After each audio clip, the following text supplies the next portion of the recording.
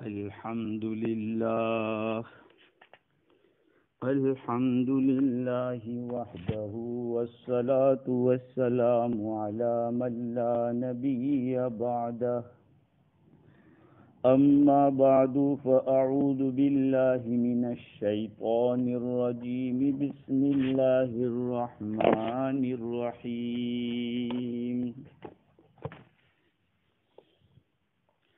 وما آتيتم من ربا ليربو في أموال الناس فلا يربو عند الله وما آتيتم من زكاة تريدون وجه الله فأولئك هم المضعفون وقال تعالى ولا يحسبن الذين يبخلون بما آتاهم الله من فضله هو خيرا لهم بل هو شر لهم سيطوقون ما بخلوا به يوم القيامة ولله ميراث السماوات والأرض واللہ بما تعملون خبیر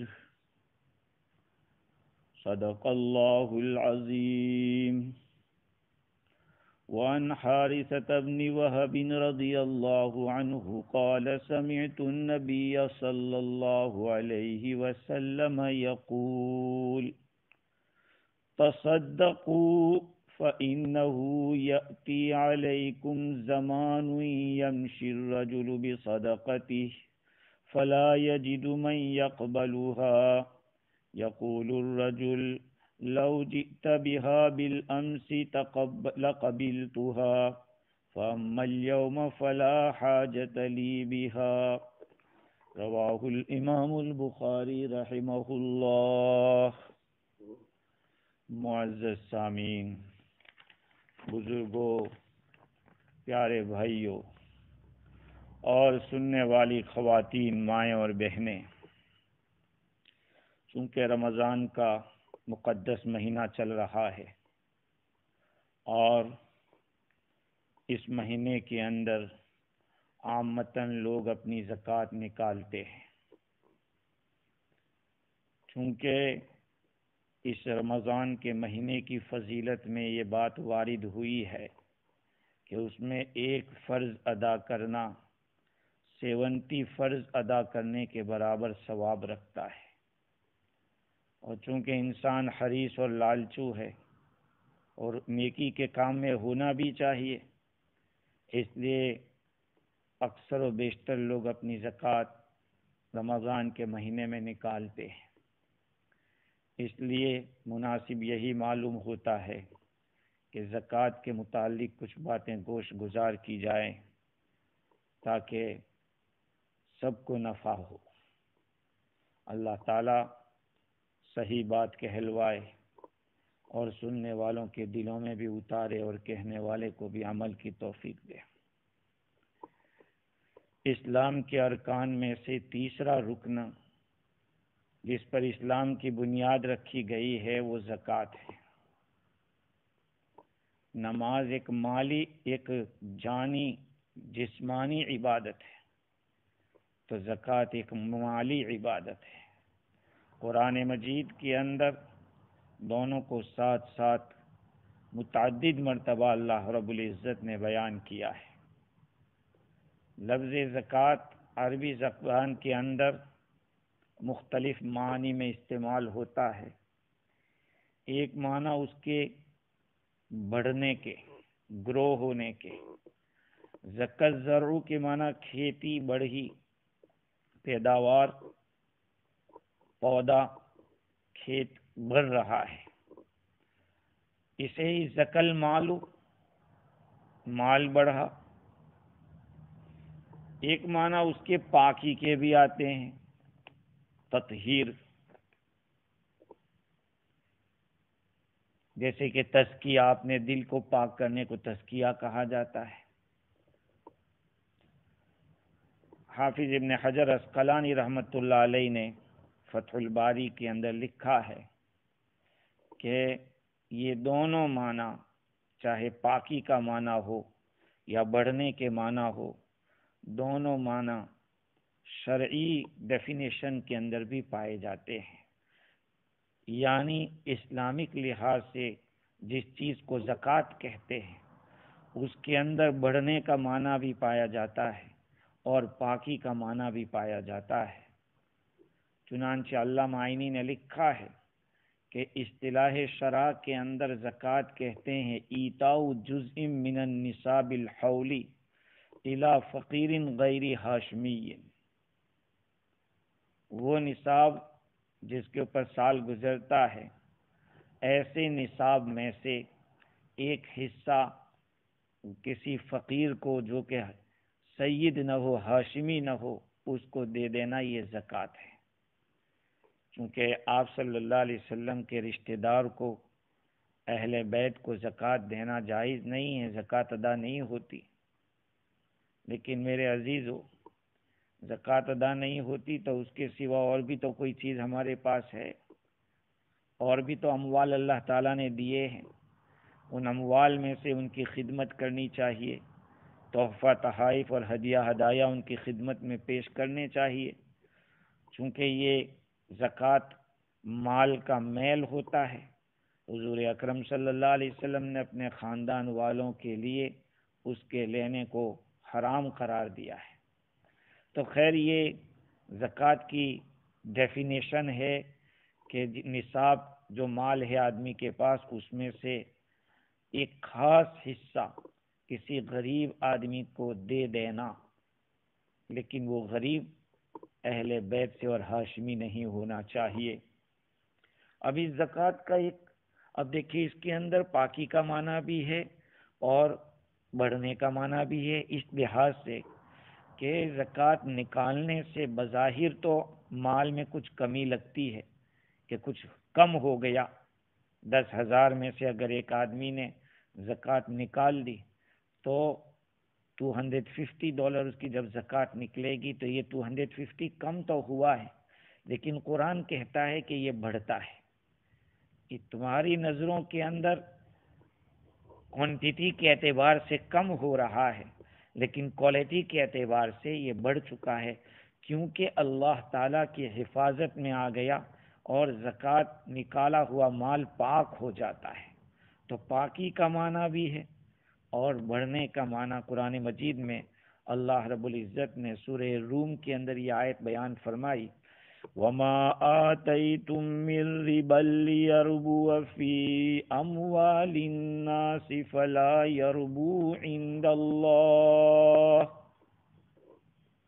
جو کچھ سود تم دیتے ہو تاکہ لوگوں کے مال میں بڑھوتری ہو، اللہ تعالیٰ کے نزدیک وہ مال بڑھتا نہیں۔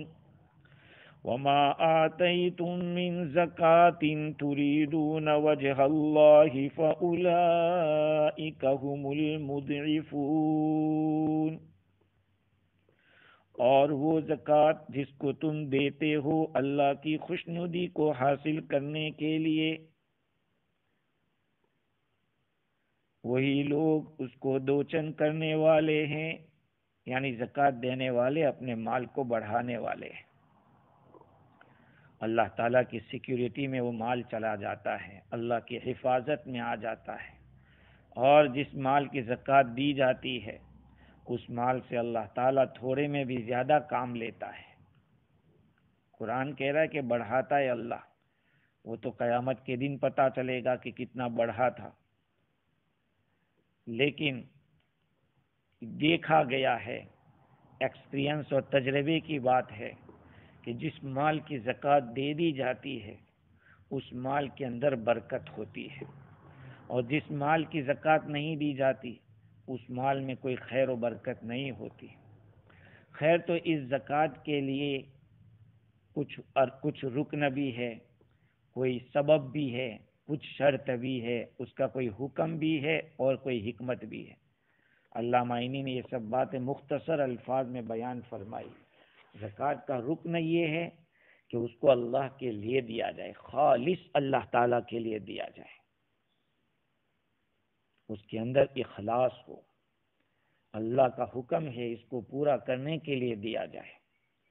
ہاں، کسی غریب کی ضرورت کو پورا کرنے کے لیے، کسی کی حاجت براری کے لیے اس کو دیا جائے. خلوص ہونا چاہیے دینے میں، ایک اللہ کو راضی کرنے کے لیے ہونا چاہیے، پبلسٹی کے لیے، لوگوں کی واہ واہ سننے کے لیے، یا لوگوں میں اپنا بڑا نام کرنے کے لیے. یہ سب مقصد نہیں ہونا چاہیے. یہ تو اس کا رکن ہے، اس کے اوپر تفصیلی بات آگے چل کے آئے گی. کچھ بات اس پر بھی مجھے کرنا ہے. اس زکوٰۃ کا سبب مال ہے. مال ہوگا تو زکوٰۃ دینی پڑے گی، مال نہیں ہوگا تو زکوٰۃ نہیں دینی پڑے گی. سبب ہوتا ہے تو مسبب ہوتا ہے، سبب نہیں تو مسبب بھی نہیں. تو مال کو زکوٰۃ کا سبب قرار دیا گیا. اس لیے ہر آدمی پر زکوٰۃ فرض نہیں ہے. جس آدمی کے پاس مال ہو اور وہ بھی ایک مخصوص مقدار میں ہو تو پھر وہ شریعت کی نظر میں مالدار سمجھا جاتا ہے، اور پھر اس کے اوپر زکوٰۃ فرض ہوتی ہے. زکوٰۃ کی شرط، یہ شرط دو قسم کی ہوتی ہے. ایک ہے شرط سبب، اور ایک ہے جس کے اوپر زکوٰۃ واجب ہے اس کی شرط. جس آدمی پر زکوٰۃ واجب ہے اس میں کیا کیا شرطیں پائی جانی چاہیے زکوٰۃ کے فرض ہونے کے لیے؟ ایک تو وہ عقل مند ہونا چاہیے، پاگل آدمی کے مال میں زکوٰۃ نہیں واجب ہوگی. بالغ ہونا چاہیے. نابالغ بچے کے مال میں زکوٰۃ واجب ہوتی ہے کہ نہیں، یہ ایک اختلافی مسئلہ ہے. شوافی کے یہاں چھوٹے بچے کے مال میں زکوٰۃ واجب ہوتی ہے، اور حنفیہ کے یہاں چھوٹے بچے کے مال میں زکوٰۃ واجب نہیں ہوتی ہے، کیونکہ وہ مکلف ہوا ہی نہیں ہے. تو جب وہ مکلف نہیں ہے تو اس کے اوپر زکوٰۃ کیسے واجب ہوگی؟ اور ہر ایک کے پاس دلیل ہے. شوافی اپنے طریقے سے دلیل سے استدلال کرتے ہیں، اور حنفیہ اپنے طریقے سے استدلال کرتے ہیں. اس کے ساتھ ساتھ آزاد ہونا چاہیے. کوئی غلام ہے تو غلام کے اوپر زکوٰۃ فرض نہیں ہوتی، اس لیے کہ جو غلام ہے وہ کسی چیز کا مالک ہی نہیں. زکوٰۃ تو مالک کے اوپر واجب ہوتی ہے، جو مالک ہی نہیں ہو اس کے اوپر کیسے واجب کریں گے؟ تو یہ جو شرط تھی اس آدمی کے اندر پائی جانی ضروری ہے جس پر زکوٰۃ فرض ہو رہی ہے. اور ایک شرط ہے سبب کے اندر پایا جانا، یعنی جو مال زکوٰۃ کا سبب ہے اس کے اندر بھی ایک کنڈیشن ہے. وہ یہ ہے کہ وہ ایسا مال ہونا چاہیے کہ جو نصاب کی مقدار ہو اور سال گزرا ہوا ہو. ملک النصاب الحولی، آدمی جب تک ایسے مال کا مالک نہیں ہوگا جس کو شریعت نے ملحوظ رکھنے کو کہا ہے یا شریعت نے جس کا لحاظ رکھا ہے، وہاں تک زکوٰۃ فرض نہیں ہوگی. یہ تو اس کی شرطیں تھی اور سبب تھا اور اس کا رکن تھا. اس کا حکم یہ ہے کہ جو بندہ زکوٰۃ ادا کر دے گا دنیا میں اس کی ذمہ داری پوری ہو جائے گی، اس کے اوپر سے زکوٰۃ ساقط ہو جائے گی، اس کی اس کے اوپر پکڑ نہیں ہوگی. اسلامی حکومت ہو تو ایک دفعہ اس نے ادا کر دیا تو دوبارہ اس کو دینے کی ضرورت نہیں ہوگی، اور آخرت کے اندر اس کو ثواب ملے گا. یہ اخروی حکم ہے، آخرت کا حکم ہے، کیونکہ اللہ تعالیٰ کے حکم کو پورا کرنے پر اللہ تعالیٰ اجر دیتے ہیں. اللہ تعالیٰ نے جن فرائض کو لازم کیا ہے ان کو ادا کرنے میں اللہ رب العزت نے اجر رکھا، یہ اس کا بہت بڑا کرم ہے. ورنہ اگر کوئی اجر بھی نہ دیتا بس وہ تو فرض ہی ہے، ڈیوٹی ہے، اس کو ادا کرنے کو کہا جاتا. لیکن اللہ رب العزت نے اپنے فضل سے اس کے لیے آخرت میں ثواب بھی رکھا ہے. جہاں تک حکمتوں کا سوال ہے کہ زکوٰۃ کی ادائیگی کے اندر حکمت کیا ہے، تو بے شمار حکمتیں ہیں، اس کی بے شمار حکمتیں ہیں. ایک حکمت تو یہ ہے کہ آدمی گناہوں کی جو گندگیاں ہیں اس سے پاک ہو جاتا ہے. آدمی کے اندر کنجوسی کی ایک صفت ہے، جب اپنے مال میں سے زکوٰۃ نکالتا ہے تو یہ بری صفت اس سے نکلتی ہے. ہاں، اس لیے کہ ایک آدمی محنت کر کے کماتا ہے، تجارت کرتا ہے، یا یہ کہ کہیں نوکری کرتا ہے، اور اس کے بعد اپنے بیوی بچوں کا پیٹ پال کر جو کچھ بچتا ہے، اس بچائے ہوئے مال میں سے ایک اماؤنٹ نکالنا انسان کے لیے ایک بوجھ تو پڑتا ہے کہ میں نے اس کو کتنی محنت سے جمع کیا تھا اور کتنی محنت سے کمایا تھا اور بچا بچا کے میں نے رکھا تھا، اللہ رب العزت کا حکم ہے اس لیے مجھے نکالنا پڑے گا۔ تو اس کی وجہ سے آدمی کے اندر سے جو کنجوسی کی صفت ہے اس کے اوپر بڑی زد پڑتی ہے اور اس صفت سے آدمی پاک ہوتا ہے، تو یہ ایک اس کی حکمت ہے۔ اور دوسری حکمت یہ ہے کہ دینے والا اس کے ذریعے اللہ کے قریب ہو جاتا ہے، اللہ تعالیٰ کے نزدیک رفع درجات ہوتے ہیں۔ آج ہم نے اس کو کچھ سمجھا نہیں، ہم نے نماز کو تو بڑی عبادت سمجھ لیا، حج کو بہت بڑی عبادت سمجھ لیا، روزے کو سمجھ لیا، لیکن کسی پر خرچ کرنا، چاہے واجب زکوٰۃ کی فرض زکوٰۃ کی شکل میں ہو یا چاہے نفل صدقات کی شکل میں ہو، اس کو ہم نے بہت بڑا نہیں سمجھا ہے، حالانکہ اللہ رب العزت کے یہاں اس کی بہت زیادہ قیمت ہے، بندہ اللہ تعالیٰ کے قریب ہو جاتا ہے۔ تیسری حکمت یہ ہے، علامہ عینی نے لکھا الاحسان الی المحتاجین، اس کے ذریعے محتاجوں کے اوپر ایک احسان ہو جاتا ہے۔ دنیا میں بے شمار انسان ہیں، یہ اللہ تعالیٰ نے کچھ نظام ایسا رکھا ہے کہ کچھ لوگوں کو لینے والا بنایا ہے تو کچھ لوگوں کو دینے والا بنایا ہے۔ ہاں، صرف دنیا میں مالدار ہی مالدار ہوتے تو لوگوں کے کام کس طرح سے چل سکتے تھے؟ کوئی آدمی بھی اس طرح کی مزدوری کرنے کو پسند نہیں کرتا تو سارے کام ٹھپ ہو جاتے۔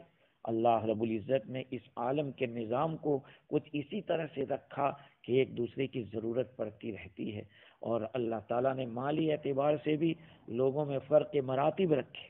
اگر سبھی ایک ہی قسم کے ہوتے، جیسے کمیونزم اور اشتراکیت، جو کچھ بھی بعض نظام دنیا میں انسانوں نے ایجاد کیے لیکن وہ فیل ہو گئے، اللہ رب العزت کا نظام ایک اس کا اللہ تعالیٰ کا بنایا ہوا جو نظام ہے وہ ہمیشہ کے لیے ہے، اس میں اللہ تعالیٰ جانتے ہیں،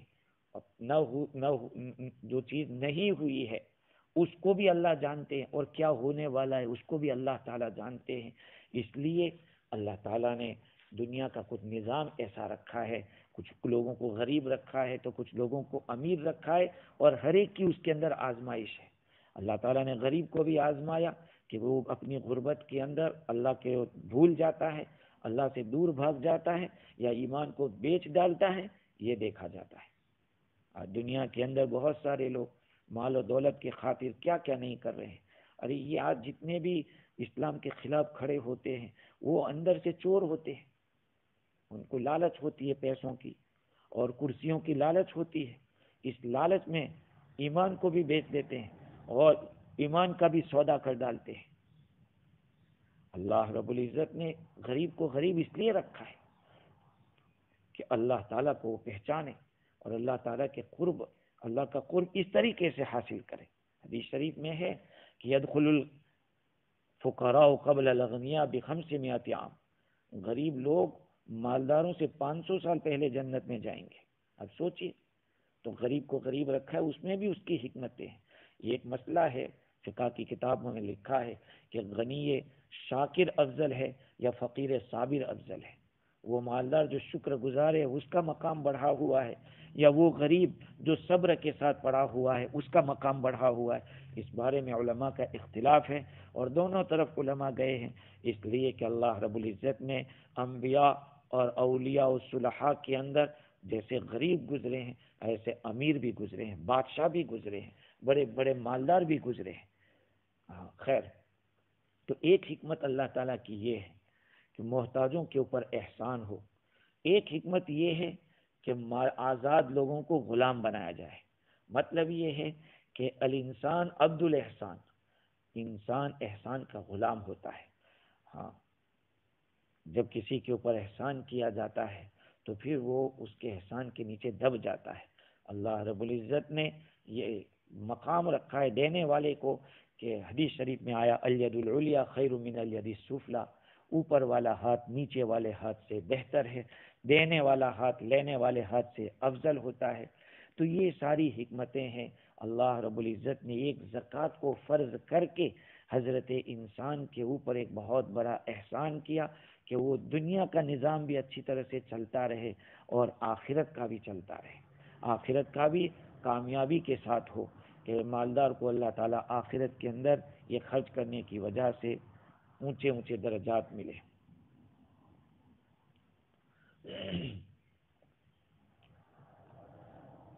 آج کل زکوٰۃ کے بارے میں مختلف اعتبار سے کوتاہیاں ہو رہی ہیں۔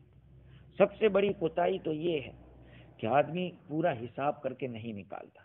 جہاں تک سونا چاندی کا ہے وہاں تک تو ٹھیک ہے، بعض لوگ یہ سوچتے ہیں کہ ایک دفعہ تو میرے پاس 10 لاکھ ڈالر پڑے تھے یا 10 لاکھ روپیے پڑے تھے، اس کی تو لاسٹ ایئر زکوٰۃ میں نے دے دی تھی، اس سال تو اس کو دینے کی ضرورت نہیں ہے۔ نہیں میرے دوستو، آپ کو ہر سال اس کی زکوٰۃ نکالنی پڑے گی۔ بینک کے اندر پڑا ہوا ہے، آپ نے اس کو بڑھایا نہیں، یہ آپ کا قصور ہے۔ اللہ تعالیٰ نے تو آپ کو 10 لاکھ کا مالک بنایا تھا، لیکن اس مال کو آپ نے پڑے رہنے دیا، یہ آپ کی کوتاہی ہے۔ یہ بڑھنے والا مال ہے، اگر آپ اس کو بڑھانا چاہتے تو بڑھا سکتے تھے، اس کی کوتاہی آپ نے کی، آپ کو ہر سال زکوٰۃ دینی پڑے گی۔ یہ نہیں ہے کہ اس مال کی میں نے لاسٹ ایئر زکوٰۃ دے دی تھی، اب آئندہ جو اس کے بعد جتنا مال بڑھا ہے، میرے پاس لاسٹ ایئر میرے پاس 10 لاکھ روپیے تھے تو اس کی تو نکال اس سال میرے پاس کل ملا کے 15 لاکھ ہے، تو مجھے 5 لاکھ کی دینی پڑے گی، کیونکہ 10 کی تو لاسٹ ایئر دے چکا تھا۔ نہیں، اس کو 15 لاکھ کی دینی پڑے گی، پورے مال پر زکوٰۃ دینی پڑے گی۔ بہت سارے لوگ یہ سوچتے ہیں کہ نصاب سے اوپر جتنا مال ہے اس کی دینی پڑے گی، حالانکہ یہ نہیں، نصاب سے اوپر جتنا ہے سارا پورے مال کی زکوٰۃ دینی پڑے گی۔ ہاں، ایک کوتاہی یہ پائی جاتی ہے کہ تجارت کے مال کے اندر آدمی بہت ساری پراپرٹیاں تجارت کی نیت سے رکھتا ہے، لیکن اس کے اندر وہ صحیح حساب نہیں کرتا، زکوٰۃ صحیح ڈھنگ سے نہیں دیتا، حالانکہ اس کو چاہیے کہ مال تجارت کو بھی اچھی طرح سے شمار کرے۔ ابو داؤد شریف کی روایت حافظ ابن حجر رحمۃ اللہ علیہ نے بلوغ المرام کے اندر نقل کیا، حضرت سمرہ بن جندب رضی اللہ تعالیٰ عنہ روایت کرتے ہیں، کان رسول اللہ صلی اللہ علیہ وسلم یأمرنا ان نخرج الصدقۃ من الذی نعدہ للبیع۔ آپ صلی اللہ علیہ وسلم ہمیں حکم دیتے تھے ہم زکوٰۃ نکالے اس مال میں سے جس کو ہم نے بیچنے کے لیے تیار کر رکھا ہے، جس کو ہم بیچنے کے لیے رکھتے ہیں۔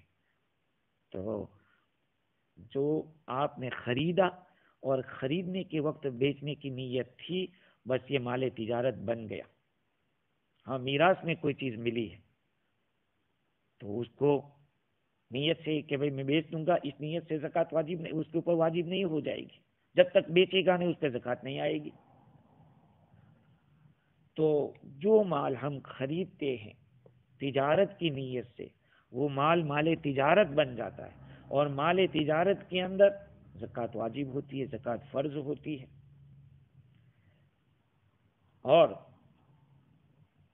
بہت سارے حضرات خصوصی طور پر جو زمینیں ہیں، پلاٹس ہے، یا جو بلڈنگیں خریدے ہیں خرید رکھی ہے بیچنے کے لیے، ان کا حساب صحیح ڈھنگ سے نہیں کرتے۔ بہت سارے تاجر لوگ بھی، کچھ تاجر یہ سمجھتے ہیں کہ ہمیں اس کا جو منافع ہے، نفع ہے، جو پروفٹ ہے، اس پر زکوٰۃ نکالنی ہے۔ نہیں، ان کو اپنے مال کی ویلیو نکالنی پڑے گی، وہ کس حساب سے بیچ رہے۔ ایک چیز $5 کی لی تھی، وہ اس کو بیچنے والا ہے $10 کے اندر، تو اس کو $10 کے حساب سے زکوٰۃ نکالنی پڑے گی، اس لیے کہ مال اس کے پاس اتنے کا ہے۔ پوچھا جائے کہ اب کتنے کا مال ہے تو وہ پورے مال کا یہی حساب لگائے گا، جو اس کا سیلنگ پرائز ہے اس کو سامنے رکھ کر پورے مال کی زکوٰۃ نکالی جائے گی۔ ہوتا یہ ہے کہ آدمی یا تو پورا حساب نہیں کرتا، خصوصاً بڑی بڑی پراپرٹیوں کے اندر چونکہ کروڑوں کے حساب سے زکوٰۃ فرض ہوتی ہے، تو آدمی یہ سوچتا ہے کہ اتنی ساری زکوٰۃ میں نکال لو، مجھے معاف کرنا۔ ہم لوگ یہ سوچ یہاں نہیں استعمال کرتے کہ ایک تاجر گورنمنٹ کی طرف سے جو ٹیکس لگایا جاتا ہے اس ٹیکس کو انکلوڈ کر کے بیچتا ہے، ایک ٹیکس بھی لگاتا ہے اور اپنا نفع بھی لگاتا ہے، تو اس وقت سوچتا ہے کہ بھئی مجھے تو کس کے اوپر دینا ہے، مجھے تو مال ہے اور مال کے اوپر لگانا ہے ٹیکس، اور ٹیکس کے ساتھ میرا نفع بھی لگ جائے گا، تو جتنا مال میں بیچوں گا اس کے اوپر مجھے ٹیکس دینا پڑے گا، تو میرا تو کیا جانے والا ہے جیب سے۔ تو اس کو یہ سوچ یہاں بھی رکھنی چاہیے کہ اگر پورے سال میں 5 لاکھ کمایا ہے تو اتنے حساب سے زکوٰۃ دینی پڑے گی. اگر 10 لاکھ کمایا ہے تو اس کے حساب سے نکالنی پڑے گی. تو جتنا زیادہ کمائیں گے اتنی زیادہ نکالنی پڑے گی. تو دینے والا بھی تو اللہ ہے. تمہیں اللہ نے زیادہ دیا ہے تو زیادہ نکالو. اللہ نے اگر کم دیا ہے دوسرے کے مقابلے میں تو اتنے اس کے حساب سے نکالو آپ. آدمی کو جہاں نفع کمانا ہوتا ہے وہاں اپنی مینٹالٹی اور اپنی تھنکنگ کو یوز کرتا ہے. اپنی تھنکنگ کو یہاں پر بھی یوز کرنا چاہیے کہ زکوٰۃ بھی سوچئے تھوڑی دیر کے لیے. آپ کو گزشتہ سال کی زکوٰۃ دینی ہے, آنے والے سال کی زکوٰۃ نہیں دینی ہے.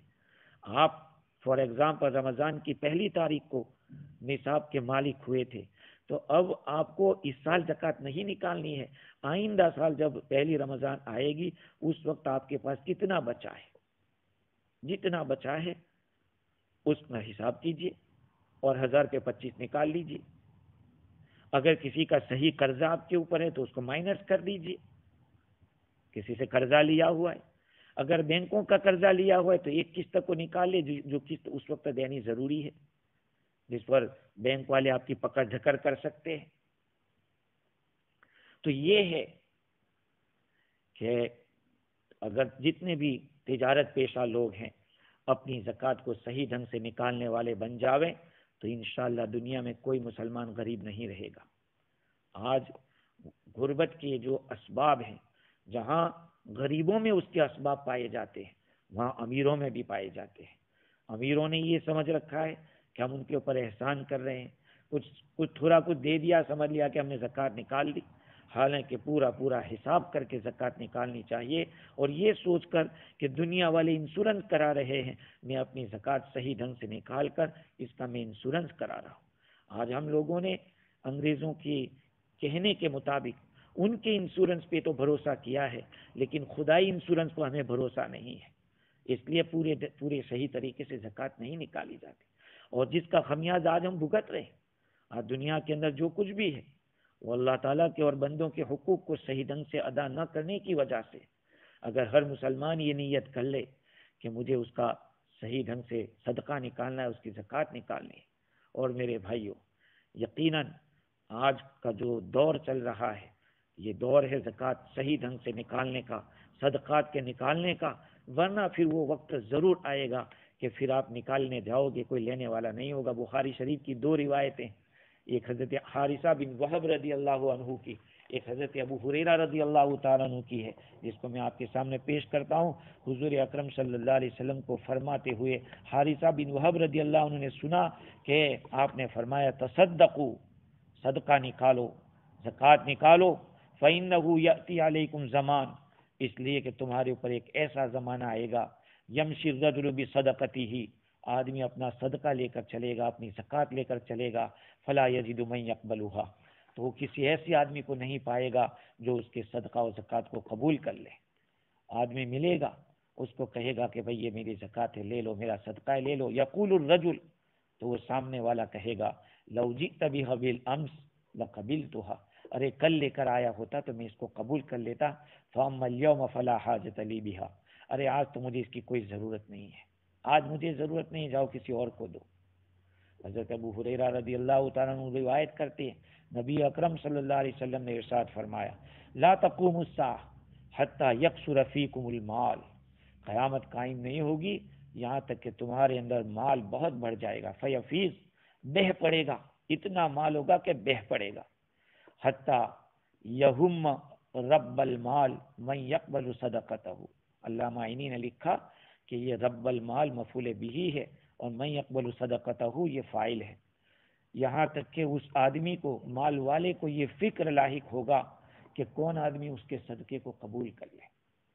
حتی وحتی یعرضہ, یہاں تک کہ یہ پیش کرے گا لوگوں کے سامنے, تو فیقول الذی یعرضہ لا اربلی بہ, جس آدمی کے سامنے پیش کرے گا وہ اس کو کہے گا کہ مجھے اس کی کوئی ضرورت نہیں ہے. دیکھیے میرے عزیزو, آج دنیا کے اندر کتنی پریشانی ہے. آج لوگ بھوکے مر رہے ہیں, پوری دنیا کے اندر لاک ڈاؤن اور پتہ نہیں کیسے کیسے حالات ہیں.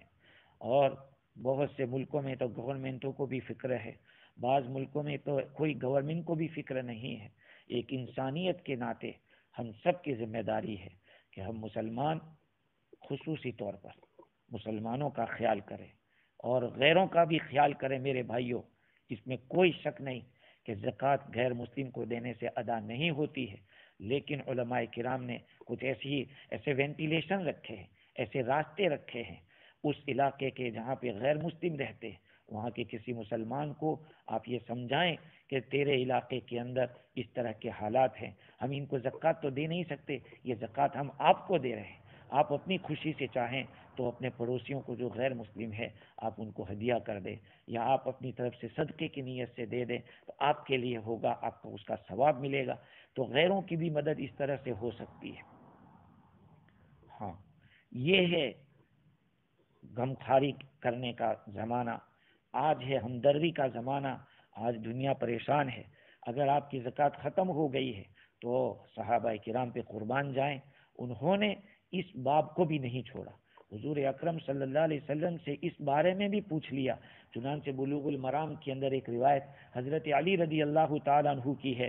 حضرت عباس رضی اللہ عنہ نے حضور اکرم صلی اللہ علیہ وسلم سے پوچھا کہ کیا سال پورا ہونے سے پہلے جلدی اگر صدقہ دینا چاہے آدمی تو دے سکتا ہے یا نہیں؟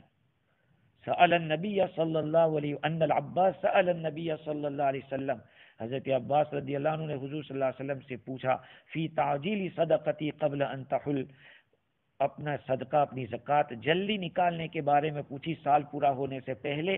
فرخص له فی ذلک، حضور اکرم صلی اللہ علیہ وسلم نے ان کو اس کی اجازت دے دی.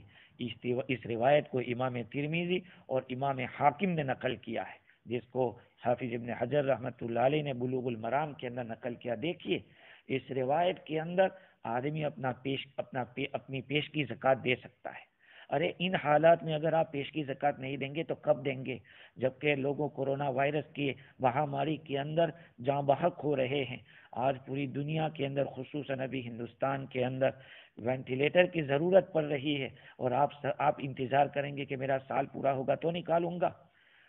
خوب نکالنا چاہیے، پیش کی زکوٰۃ اپنی نکالو اور صدقہ و خیرات کو نکالو. بینکوں کے اندر اگر انٹرسٹ پڑا ہوا ہے تو اس کو نکالو اور لوگوں کی مدد کرو، امداد کیجیے.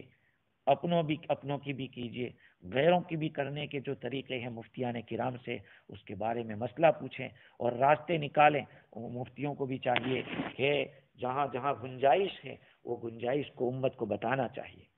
لیکن ایک بات میں ضرور کہوں گا اس مقام کے اوپر کہ الحمدللہ ثم الحمدللہ زکوٰۃ نکالنے والے نکال تو رہے ہیں، لیکن ایک مصیبت یہاں بہت بڑی پھیل چکی ہے پوری دنیا کے اندر. وہ یہ ہے کہ زکوٰۃ کا دکھلاوا بہت ہوتا ہے. جو مال خرچ کیا جاتا ہے اس کی پبلسٹی بہت کی جاتی ہے. یاد رکھو اللہ تعالیٰ اس کو پسند نہیں کرتا. نیکیاں تو کر رہے ہیں لیکن نیکیوں کی حفاظت نہیں ہو رہی ہے، نیکیاں برباد کر رہے ہیں. قرآن مجید کے اندر ریاکاری سے خرچ کرنا اور من و اذا کے ساتھ خرچ کرنا، اس کی سخت وعید آئی. اللہ تعالیٰ قرآن پاک میں فرماتے ہیں یا ایھا الذین آمنوا لا تبطلوا صدقاتکم بالمن والاذی، اے ایمان والو تم اپنی زکوٰۃ کو اپنے صدقات کو ضائع مت کرو احسان جتلا کر اور تکلیف پہنچا کر. تکلیف کیسے پہنچائی جاتی ہے؟ تکلیف پہنچائی جاتی ہے غریبوں کو دے کر فوٹو کھنچواتے یا دو مطلب فوٹو کھنچواؤ تاکہ پوری دنیا میں دکھاوے کہ یہ غریب آدمی ہے.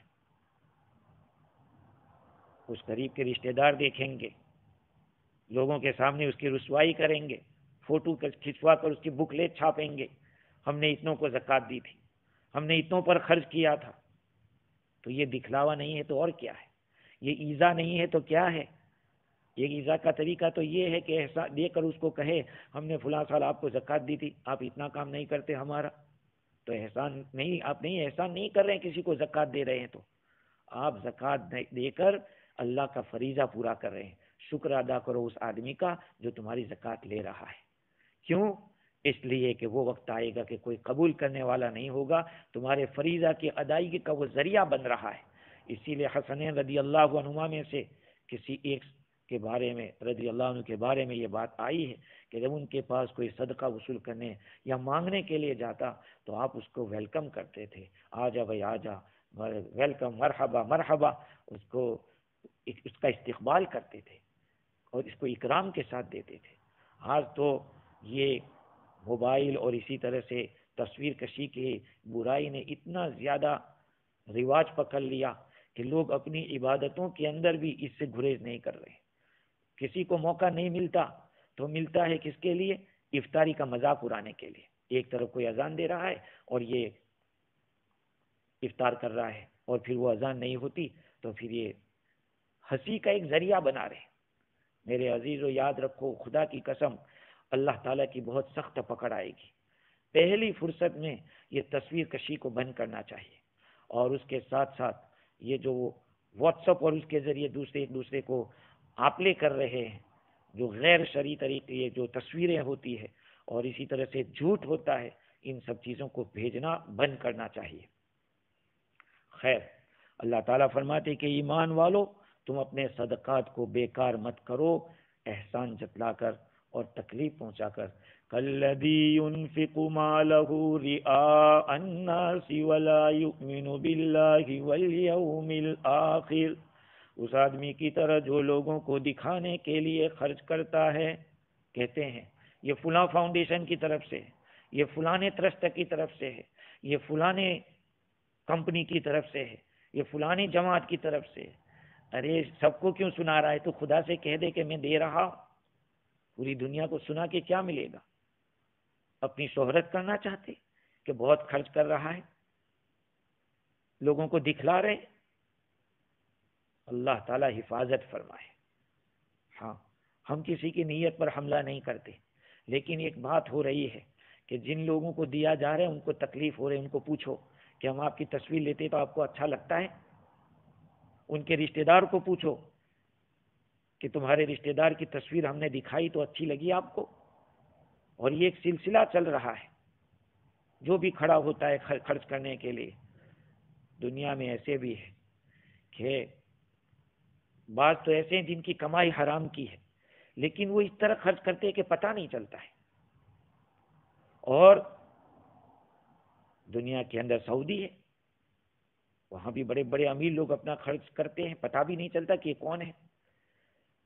اللہ تعالیٰ اخلاص عطا فرمائے، للہیت عطا فرمائے۔ اس لیے ضرورت اس بات کی ہے کہ صدقات کے اندر اور زکوٰۃ کے اندر دکھلاوا نہ ہو، اخلاص کے ساتھ ہو۔ اس کا پہلا رکن یہ ہے، علامہ عینی نے لکھا کہ وہ رکنھا الاخلاص، جعلہ اللہ تعالی بالاخلاص، اس زکوٰۃ کو اللہ تعالیٰ کے لیے، جعلہ للہ تعالی، اللہ تعالیٰ کے لیے اس کو اخلاص کے ساتھ کرے، دکھلانے کے لیے نہیں، پبلسٹی کے لیے نہیں، لوگوں کی واہ واہ سننے کے لیے نہیں کہ ہاں بڑے سید صاحب خوب خرچ کر رہے ہیں، یار بہت اللہ نے دل دیا ان کو، تو یہ اللہ کو دکھلائیے، غریبوں کی آبرو مت لوٹیے۔ اس کے ساتھ ساتھ اللہ تعالیٰ نے کلام پاک میں فرمایا کہ اس طرح سے احسان جتلا کر اور تکلیف پہنچا کر دینے والا ایسا ہے جیسے کہ ریاکاری کے ساتھ خرچ کرتا ہے اور اللہ پر آخرت کے دن پر ایمان نہیں رکھتا ہے۔ علامہ عینی نے اس مقام کے اوپر یہ بات لکھی کہ اللہ تعالیٰ نے احسان جتلا کر اور تکلیف کے ساتھ دینے والے کو کی تشبیہ دی ہے اس آدمی کے ساتھ جو کہ لوگوں کو دکھلانے کے لیے خرچ کرتا ہے۔ اور علامہ عینی فرماتے کہ یاد رکھو، اس میں کوئی شک نہیں، جو لوگوں کو دکھلانے کے لیے خرچ کرتا ہے وہ ان لوگوں کے مقابلے میں زیادہ برا ہے۔ ان لوگوں کے مقابلے میں جو احسان جتلا کر دیتے ہیں، ان کے مقابلے میں دکھلاوے کے طور پر جو خرچ کر رہے ہیں وہ زیادہ برے ہیں۔ اس لیے کہ یہ قاعدہ ہے کہ مشبہ کے مقابلے میں مشبہ بہی میں وہ چیز پاورفل ہوتی ہے۔ جیسے یوں کہا کہ زیدن کالاسد، زید تو شیر کی طرح ہے، تو مطلب یہ کہ زید بہادر ہے شیر کی طرح، لیکن زیادہ بہادری شیر میں رہے گی، اس کے ساتھ تشبیہ دی گئی ہے۔ اللہ تعالیٰ نے تکلیف پہنچا کر دینے والے، احسان جتلا کر دینے والوں کو تشبیہ دی ہے ان لوگوں کے ساتھ جو دکھلاوا کرنے والے ہیں، اور دکھلاوا کرنے والے بری حالت کے ہوں گے، اس لیے تو ان کے ساتھ تشبیہ دی۔ اور پھر اللہ تعالیٰ نے کیا فرمایا؟ لا یؤمن باللہ والیوم الآخر، کہ وہ تو جو لوگوں کو دکھلانے والا ہے وہ تو کہاں اللہ اور آخرت کے دن پر ایمان رکھتا ہوگا۔ پھر اس کو اللہ تعالیٰ نے بتلایا اس مثال کے ساتھ کہ یہ خرچ کرنے والا ایسا ہے کہ ایک چکنا صاف ستھرا پتھر ہو، اس کے اوپر اگر تھوڑا کچھ گرد و غبار ہو، لیکن ایک موسلا دھار بارش آوے اور وہ پانی کی موسلا دھار بارش سے وہ گرد و غبار صاف ہو جائے، کہا بس اسی طرح سے دکھلاوے کے ساتھ خرچ کرنے والوں کا یہ حال ہے۔ اللہ تعالیٰ نے ان کے ساتھ تشبیہ قرار دی ہے۔ میرے بھائیوں، اللہ تعالیٰ نے موقع دیا ہے، مال دیا ہے تو خرچ کیجیے، اس لیے کہ پھر دوبارہ موقع ملنے والا نہیں ہے کہ دنیا میں جا کے پھر خرچ کر لیں۔ آج بڑے بڑے نوجوان جا رہے ہیں اور زیادہ سے زیادہ اس طرح کی مدد کریں دوائیوں کے لحاظ سے، وہ بھی اگر زکوٰۃ کے پیسوں سے زکوٰۃ سے خرید کر اگر دے سکتے ہیں دوائیاں تو وہ بھی دے سکتے ہیں۔ وینٹیلیٹر اگر زکوٰۃ کے پیسوں سے خرید کر کسی غریب کو مالک بنا دیا جائے، یہ بھی ایک شکل ہے، غریب کو مالک بنا دیا جائے، اور پھر غریب کو کہہ سکتے ہیں، اس کو ریکویسٹ کر سکتے ہیں کہ بھئی آپ چاہو تو ان کو کرائے پہ دو، یا یہ کہ آپ چاہو تو اس کو گفٹ کرو۔ ان حالات کے اندر علماء کو گنجائشوں کا راستہ دکھلانا چاہیے، اور امت جو پھنسی ہوئی ہے اس سے نکالنے کی کوشش کرنا چاہیے۔ اللہ تعالیٰ امت کی تمام زکوٰۃوں کو اور صدقات کو قبول فرماوے، اور خلوص و للہیت کے ساتھ ہم سب کو اپنا زکوٰۃ مال کا جو حق ہے وہ ادا کرنے کی توفیق عطا فرماوے۔ وآخر دعوانا ان الحمد للہ رب